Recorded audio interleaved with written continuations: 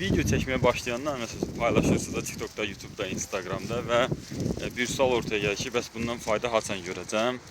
Faydanı belə deyim də, yəni sən bu gün çəkdiyin səhərsin fayda görəsə deyirsən, faydanı haçan başlayasın görməyə? Haçan ki, sən sərbəst şəkildə telefonu götürüb istədiyin cürə məsələn fikri bildirəsənsə, yəni başlayasan fikri bildirməyə, yəni istədiyin yerdə, istədiyin anda fikir bildirməyə başlayanda, bax onda ki görəsən yavaş-yavaş bəzi məqamlarda, bəzi şeylər, yəni sən sərbəst çəkməyə başladığın anda faydasını görməyə başlayarsan.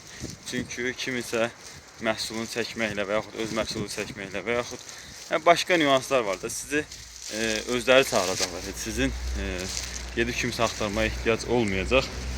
Amma bundan öncə sərbəst çəkməyə alışmalısınız. Buna da zaman lazımdır və ən öncə də Telegram kanalda dərslər var. Biri var, yəni aylar, illər xərcləyəsiniz. Bir də var, həmin dərslərdə necə çəkmək, nətər başlamaq haqqında danışıram. Yəni o dərsləri keçdikdən sonra hələ ki 2 ilk dərsi paylaşmışam, amma başlamaq üçün 2 ilk dərs artıqlaması ilə bəs eləyir.